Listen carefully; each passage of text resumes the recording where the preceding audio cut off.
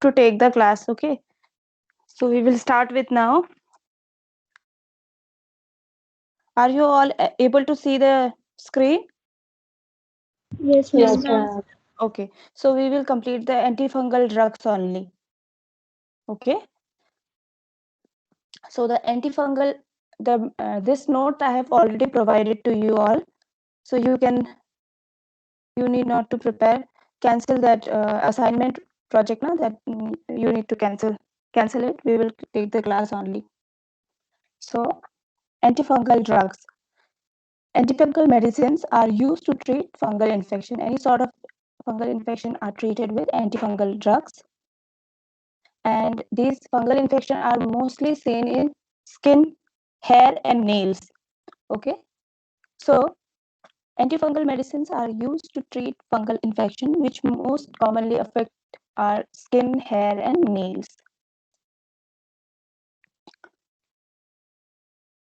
So with the help, if you are going to a general physician also, you can get some sort of antifungal medicine over the counter. But basically for these sort of skin, hair, and nails, we need to go to the dermatologist. Okay, which all are the infection caused by fungal. So we will see fungal infection commonly treated with antifungal includes, say, ringworm, athlete foot. Athlete foot is a foot, means you will see in athletes their foot is turned, the skin of their foot is turned very hard, and you will see some sort of wounds on their foot. That is due to their physical activity. That is because they are very much active physically. But in some people, those who are not at all active and those who are like not involved in sports and any sort of athletes, still you will see that type of foot, and that is because they are affected with fungal infection. ठीक है, जैसे अगर athlete का आप foot देखोगे तो बहुत tight होता है, उसका जो स्किन होगा बहुत टाइट होता है, और कुछ कुछ उनके पैर में चोट या फिर घाव टाइप के, या फिर आप बोल सकते हो कि स्किन पील्ड ऑफ रहता है प्लांटर रीजन से, जो प्लांटर सरफेस होता है उससे. तो वो तो कॉमन है because they are very much active, है ना, वो लोग स्पोर्ट्स में पार्टिसिपेट कर रहे हैं, इस वजह से हो रहा है.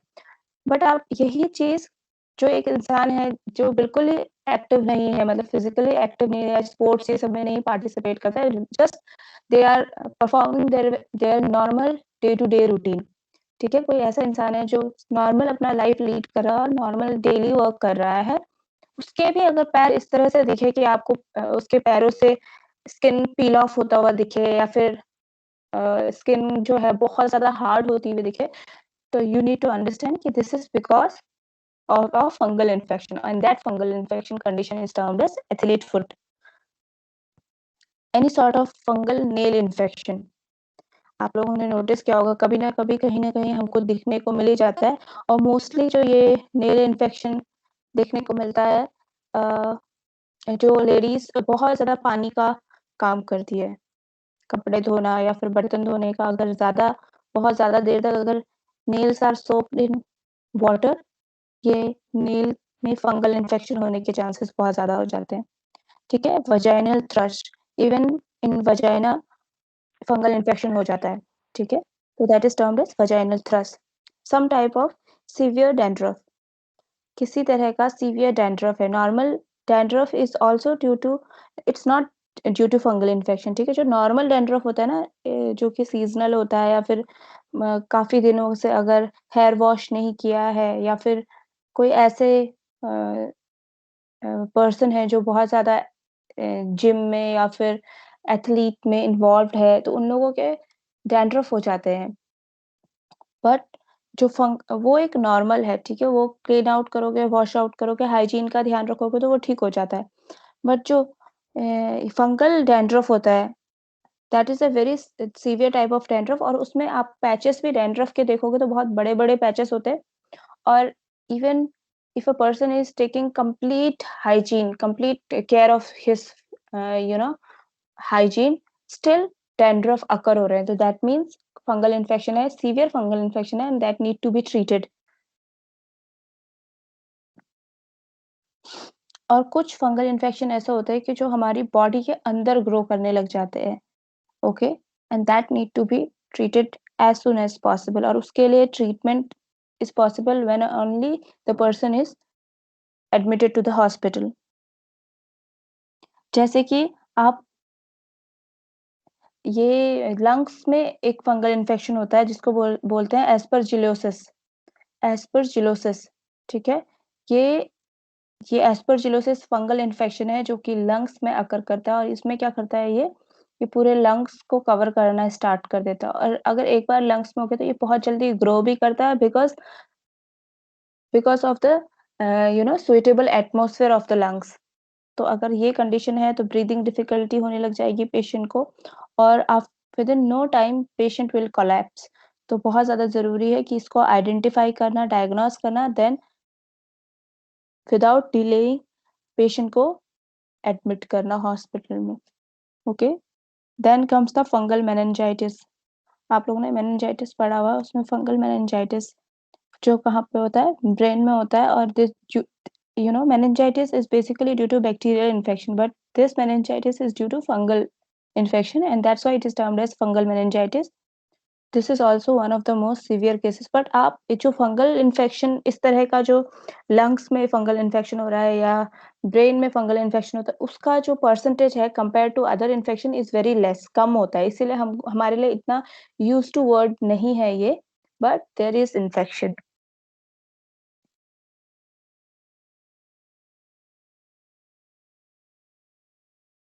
Okay, then comes the types of antifungal medicine. कौन कौन से टाइप के एंटीफंगल मेडिसिन प्रेस्क्राइब्ड होते हैं,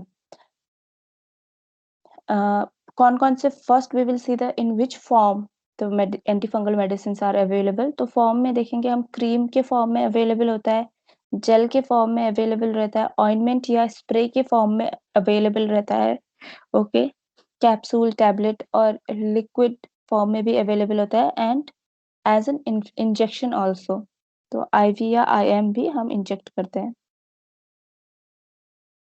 और एक पैसरी फॉर्म होता है जिसमें क्या आता है, जैसे कोई अगर जो जो ये पैसरी फॉर्म वाला जो मेडिसिन है, this is mostly use in vaginal fungal infection और वजाइनल थ्रश।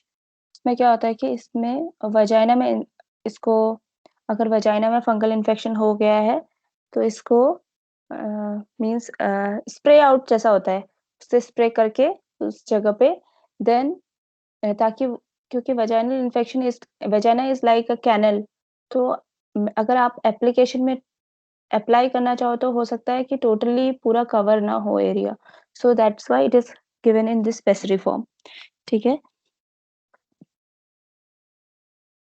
कौन कौन से नेम में अवेलेबल होते हैं कॉमन एंटीफंगल मेडिसिन, कॉमन कौन कौन से नेम में अवेलेबल है ओवर द काउंटर, ठीक है। So the first one is clotrimazole, ठीक है, क्लोट्रीमाइजोल और क्लोट्रीमाइजोल, फर्स्ट वन, ये बहुत ज्यादा कॉमनली यूज होता है in case of any sort of pimples. ये मेडिसिन प्रिस्क्राइब किया जाता है, मतलब ये in combination with other medicine, clotrimazole का भी उसमें कॉम्पोजिशन रहता है मेडिसिन का। Econazole, this one is also very much commonly used. Meconazole, terbinafine, then is fluconazole, then is ketoconazole. This one is you have very much commonly heard, आप लोगों ने जरूर सुना होगा ketoconazole का। This is used for the hair infection, scalp infection हो जाता है, फंगल infection अगर scalp में हुआ है, dandruff हो रहा है ना, और या फिर फंगल इन्फेक्शन है बट डैंड्रफ नहीं हुआ है, but due to fungal infection only आपके हेयर फॉल हो रहे हैं, तो ये इसके कॉम्पोजिशन में जो शैम्पूज आते हैं मार्केट में वो प्रिस्क्राइब किया जाता है। तो shampoos are also available which has the composition of ketoconazole, okay. Amphotericin, this is also one of the antifungal medicines. Now how this antifungal medicine work, इनका मोड ऑफ एक्शन क्या है, ठीक है। Antifungal medicine work by either killing the fungus और preventing the fungus from further growth. तो जैसे हमने bacterias में पढ़ा था बैक्टीरियोसाइडल एंड बैक्टीरियोस्टैटिक, वैसे ही फंगल मेडिसिन भी होते हैं।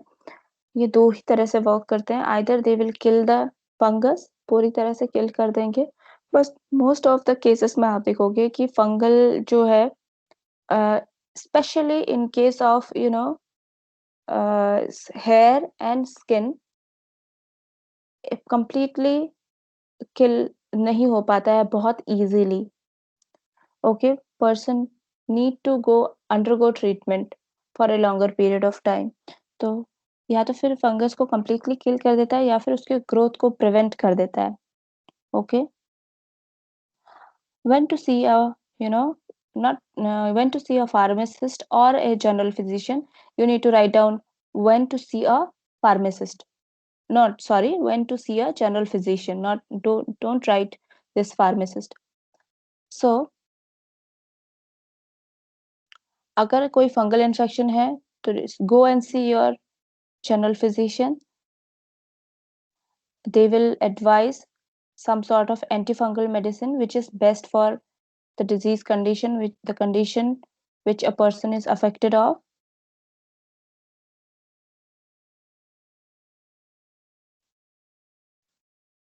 So these you can avoid. Okay, if you can take too much antifungal medicine, these you can avoid.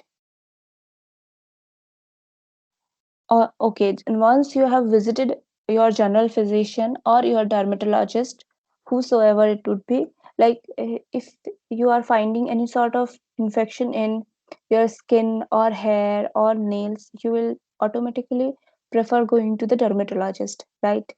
अभी इतना नॉलेज तो सबको ही रहता है कि अगर हमें स्किन में या फिर हेयर में किसी तरह की प्रॉब्लम हो रही है, कोई इन्फेक्शन टाइप का हो रहा है जो कि बार बार फिर से अकर हो रहा है ना, और तो हम मोस्टली हम किसके पास जाते हैं? डर्मेटोलॉजिस्ट के पास जाते हैं।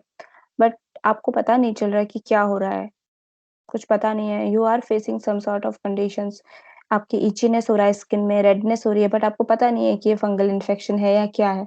तो हम मोस्टली किसके पास जाते हैं? जनरल फिजिशियन के पास में। तो अगर आप चले गए तो आपको अच्छी तरह से प्रॉपर एडवाइस लेना है। Then agar if required, if the doctor will prescribe, then you have if the doctor will advise, then you have to go to the hospital and वहाँ आपका प्रोफेशनली और प्रॉपर ट्रीटमेंट हो सकता है। Which all are the things we need to consider while taking antifungal medicine? ठीक है, कौन कौन सी चीज़ों का हमको ध्यान रखना ज़रूरी है एंटीफंगल मेडिसिन के टाइम पे? जब हम एंटीफंगल मेडिसिन ले रहे हैं तो कौन कौन से जो चीज़ें हैं या पॉइंट्स हैं उनका ध्यान रखना ज़रूरी है? So the very first is okay, तो फर्स्ट ऑफ ऑल आप अपने आप कोई भी मेडिसिन स्टार्ट नहीं करेंगे और द पेशेंट शुड नॉट, आपने एडवाइस करना है कि पेशेंट को कि don't start any sort of antifungal medicine by yourself. First go visit your general physician और dermatologist, then as per their prescription they have to continue the medicine. कोई ऐसे if any sort of existing condition है, कोई ऐसा condition है या allergy है जो ऑलरेडी पहले से है, ठीक है, any existing condition or allergy that may affect your treatment for fungal infection। और not just for fungal infection, ये तो होता ही है कि हम मेडिकल हिस्ट्री, है ना, मेडिकल हिस्ट्री देते हैं, सर्जिकल हिस्ट्री देते हैं जब भी हम किसी डॉक्टर को विजिट करने के लिए जाते हैं कि किसी तरह का मेडिसिन कोई पहले लिया था, कोई लॉन्ग टर्म ट्रीटमेंट चला है, कोई अगर जो ऐसे स्पेसिफिक हो, ये नहीं कि आपको 1-2 दिन का कभी कभी फीवर आया था या सर्दी-जुकाम हुआ था, वो ज़रूरी नहीं है। पर किसी तरह का आपने लॉन्ग टर्म कोई ट्रीटमेंट लिया था, कोई कोई भी ट्रीटमेंट हो, उसको इन्फॉर्म करना बहुत ज़रूरी होता है, किसी भी कंडीशन में हो तो। Even if the most of the time क्या होता है कि फिजिशियन आपसे पूछेगा और even if they are not asking, फिर भी आपने बताना ज़रूरी है कि मैंने इस टाइम पे ये ट्रीटमेंट लिया था, ये इतने टाइम तक के लिए चला था। और अगर आपको ऐसा लगता है कि रिसेंटली आपने कोई एक नॉर्मल डिज़ीज़ कंडीशन के लिए भी से आपने किसी चीज़ के लिए एक मेडिसिन ली और उसके बाद आपको ये जो फंगल इन्फेक्शन है या इन्फेक्शन स्टार्ट हुआ, तो देन इट इज़ नेसेसरी कि आप वो आपको जो एक बहुत कॉमन सा कंडीशन लग रहा है, वो भी आप डॉक्टर के सामने मेंशन करें।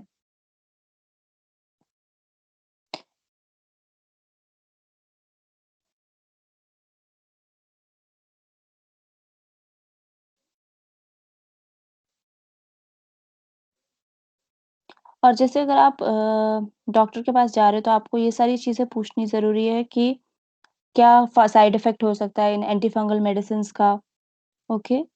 और अगर जैसे आप कोई और मेडिसिन ले रहे हो, जैसे if a person is taking medicine for hypertension और if someone is taking medicine for this in any of the condition, ठीक है? किसी एक कंडीशन के लिए ले रहे हैं तो ज़रूरी है कि हम बताएँ फिज़िशियन को कि मैं ऑलरेडी ये मेडिसिन ले रही हूँ ऑन अ डेली बेसिस और फॉर दिस टाइम पीरियड। हो सकता है लाइफ लॉन्ग मेडिसिन ना हो, कोई एक शॉर्ट टाइम पीरियड के लिए हो, बट आप मेडिसिन ले रहे हैं तो इट इज़ नेसेसरी कि बताएँ कि इसके साथ अगर कॉम्बिनेशन में वो मेडिसिन लेंगे एंटी फंगल मेडिसिन तो कोई हार्मफुल साइड इफ़ेक्ट ना हो। And if a woman is pregnant or if she is breastfeeding, then it is also necessary to ask the physician कि ये जो मेडिसिन आपने मुझे प्रिस्क्राइब किया है वो while pregnancy सेफ है या नहीं है या फिर while breastfeeding सेफ है या नहीं है, this also need to ask. And in ये पूछना क्यों ज़रूरी होता है स्पेशली प्रेग्नेंट लेडी के लिए, because most of the time medicines a lot of medicines are not recommended for pregnant ladies. Pregnancy के लिए because that can terminate or that can cause any sort of teratogenic deformity in pregnant ladies. इसीलिए ये सारी चीज़ें ज़रूरी होती है। Next is we will see the side effect of antifungal medicine. तो कौन-कौन से side effect antifungal medicine cause कर सकता है, ठीक है? यहाँ मोस्टली आप देखोगे माइल्ड अस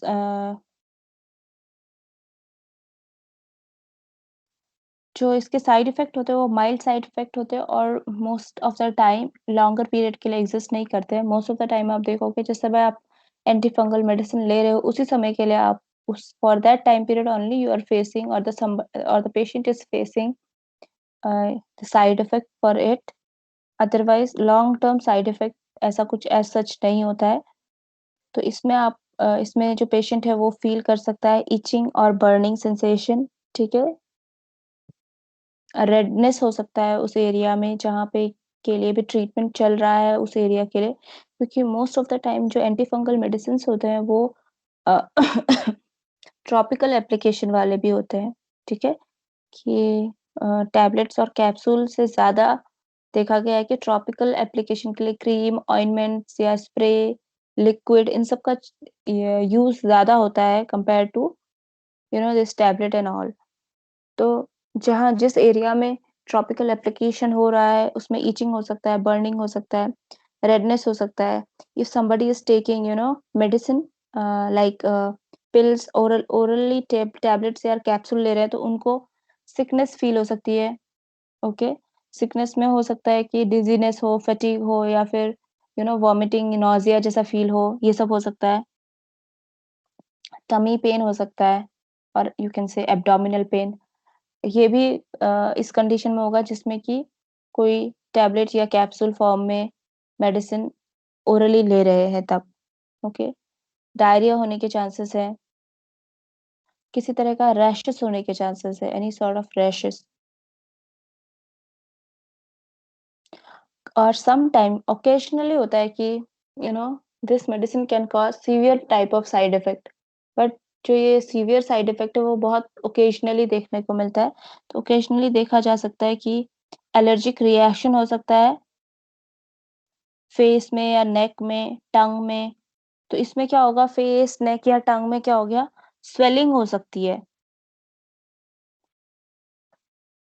ओके, अगर स्पेशली अगर टंग में स्वेलिंग हो गया तो बहुत ये एक मतलब ब्रीदिंग में बहुत ज़्यादा डिफ़िकल्टी कॉज़ कर देता है ये, अगर टंग में स्वेलिंग है और नेक में भी स्वेलिंग है। अगर बाहर से स्वेलिंग है तो इट्स फाइन, बट अगर अंदर से स्वेलिंग है तो ये क्या है जो आपका रेस्पिरेटरी पाथवे है उसको कंस्ट्रिक्ट कर देता है एंड फर्दर क्या होगा डिफ़िकल्टी ब्रीथिंग डिफ़िकल्टी होने लग जाती है।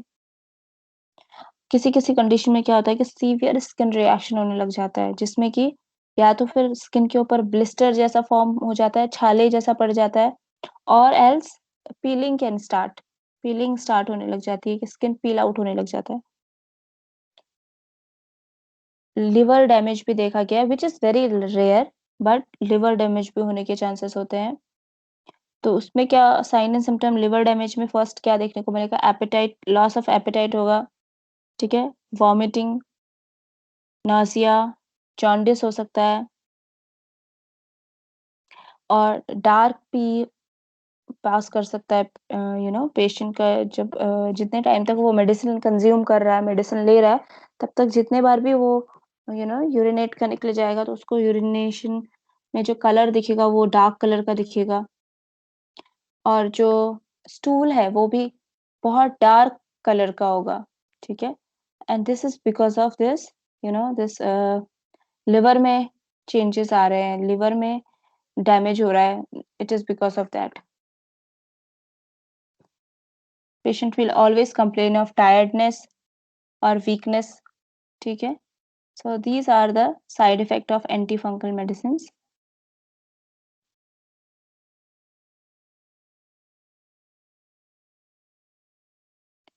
But जैसे antifungal medicines for children.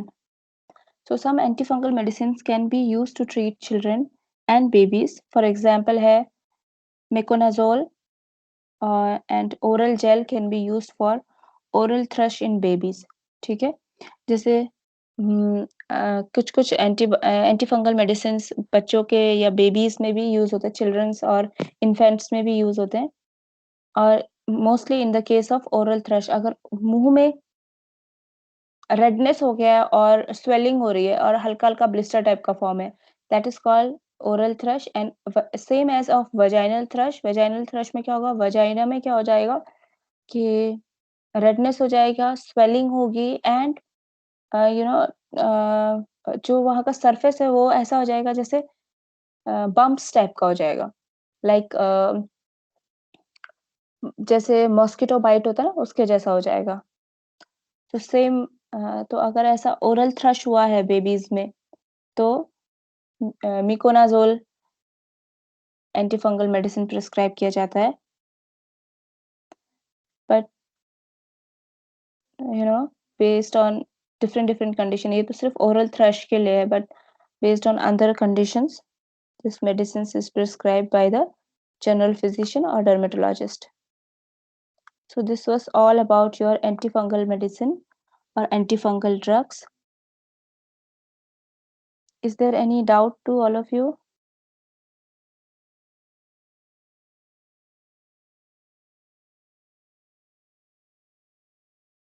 किसी को कोई डाउट है इसमें?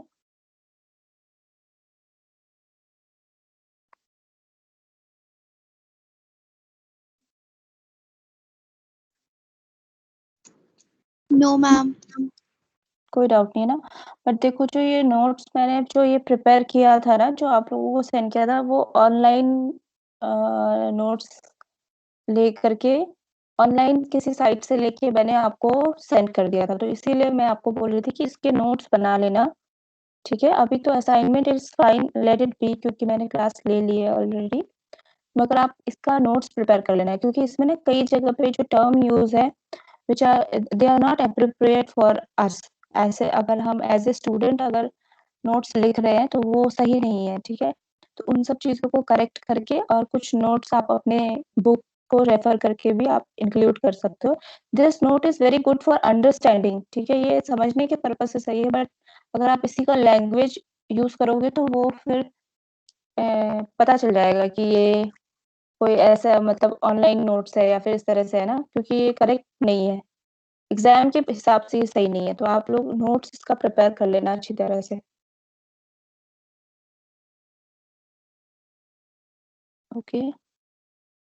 अगर कोई डाउट नहीं है, तो ठीक है।